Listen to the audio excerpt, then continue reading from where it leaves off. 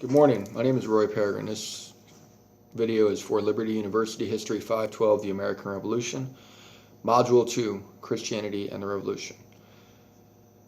For this discussion board, I chose to read the chapter, The Lord is a Man of Word, from the book Sacred Scripture, Sacred War, The Bible and the American Revolution by James B. Bird, published 2013 to Oxford Scholar Online.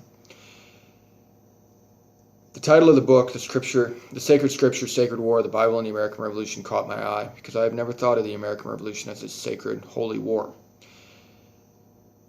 The chapter, The Lord is a Man of War, took me a step back, so I downloaded a chapter and started to read it.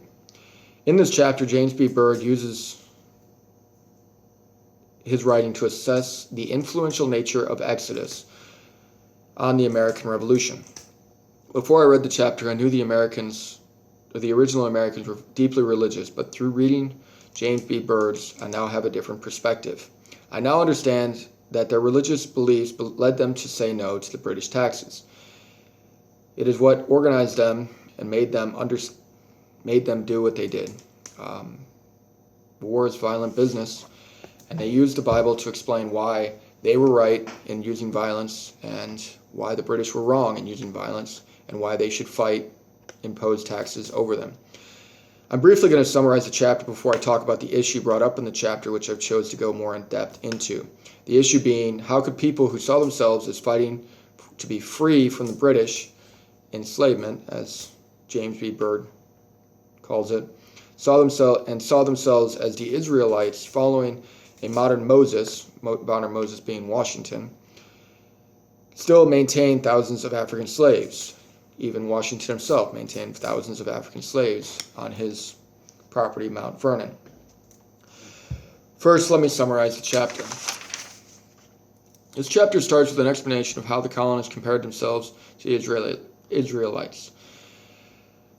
How, in their minds, King George III was the Pharaoh of England.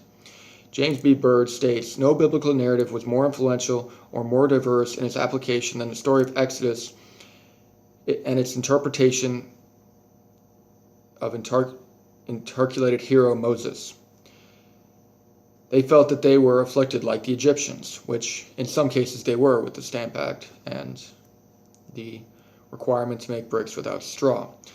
God violently supported them by drowning the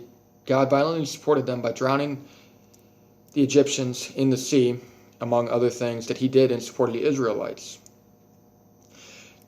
James B. Bird then talks about letters between Abigail, John Adams, and Ben Franklin to prove his point on how they saw Exodus, quote, they saw in Exodus the providential hand of God, which would orchestrate the revolution, end quote. James B. Bird then shifts. How did the American patriots make King George III into a modern pharaoh? After all, at this time, Great Britain was the most liberal monarch in the known world. The question he then asked, and other historians have asked, were they mentally disturbed? Jordan Wood,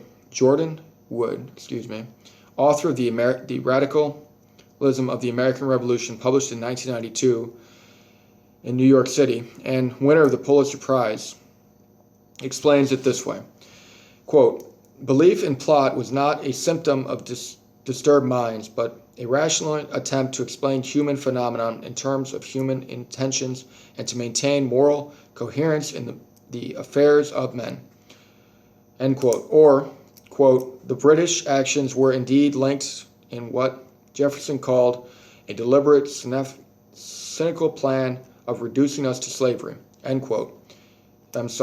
And that plan could be explained in terms not of the intention of providentialism, but of the intentions of the British officials, end quote. James B. Bird then talks about how Exodus was used to drive people to arms and explain why the British violence was wrong, but the American violence was right. He then moves into the Holy Man of War. Exodus 15:3. The Lord is a man of war. This is used to incite violence in support of many causes. Quote, from King Philip's War throughout the American Revolution, colonial ministers could not get enough could not quote this verse enough, end quote. They believed that God was actively fighting alongside the colonists, especially when weather hampered the British. For example, in 1775, the Independence Hurricane. Of course, not in the article. The American troops were able to survive many winters in very harsh conditions where the British troops were in relatively luxury conditions in cities. Our troops were out in the field.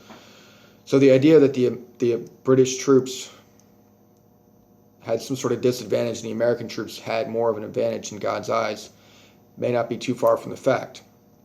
When you think about it, a bunch of civilians from varying military backgrounds and job experience did overthrow the largest empire's army of the time. There's a very likely probability that they had some divine help. James B. Byrd goes on for pages explaining how they believed God made them right and the British wrong, and how they thought they were afflicted by the British. Then he shifts to something that I was thinking about for the first 10 pages also. James B. Byrd talks about slavery, quote, slavery and the limits of liberty, end quote.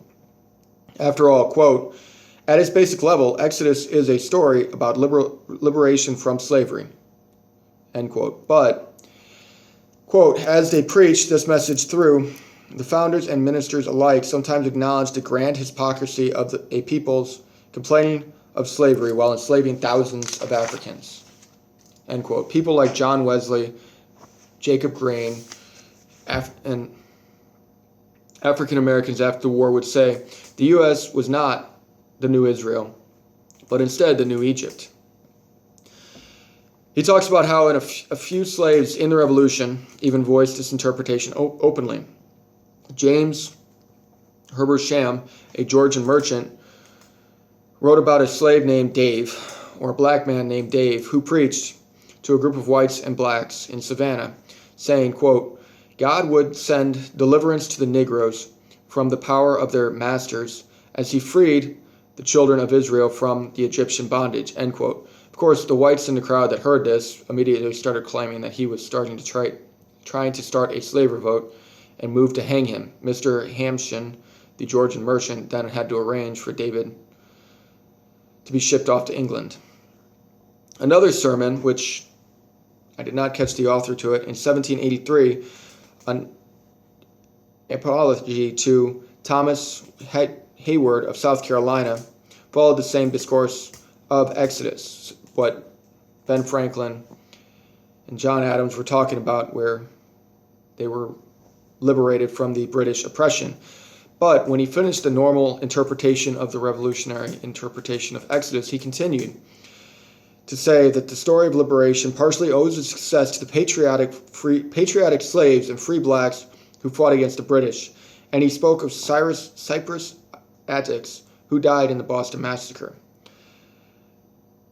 Basically, James B. Byrd points out that in the minds of the revolutionists, the Exodus narrative was about political slavery, but not about the actual slavery which they imposed on their fellow man on a day-to-day basis.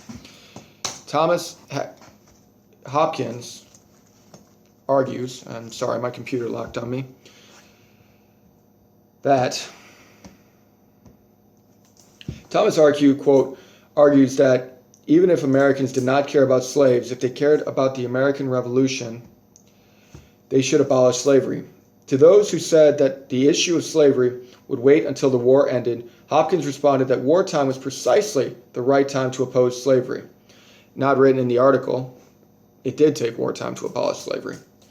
But going back to the article, if slavery was a great, quote, very great and public sin, end quote, and if God punished sinful nations with multiple calamities to include war, then the colonists should reject slavery before they incurred God's wrath. For colonists to condone slavery was not just morally reprehensible and a, quote, unspeakable criminality, end quote, it was, quote, awfully dangerous, end quote, Thomas Hopkins warned. It's too bad that our country did not heed these warnings. Several other ministers, in 1774, Nathaniel Niles of Newport, Massachusetts, preached, "Let us cease to enslave our fellow man, or else let us cease to complain about those that would enslave us. Let us either wash our hands of the blood or never hope to escape the avenger." End quote.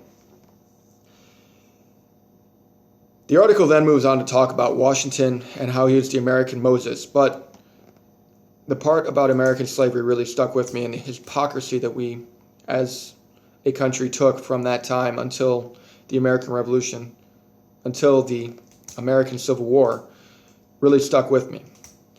James B. Byrd, the chapter, "The Lord is a Man of War," from the Sacred Scripture, from his book, Sacred Scripture, Sacred War, the Bible and the American Revolution, it really made me think. I wonder how different our world would be today if the Founding Fathers did free the slaves in the 1700s and we did not have to fight the war in the 1800s, fight the Civil War in the 1800s. But we will never know because, obviously, they did not.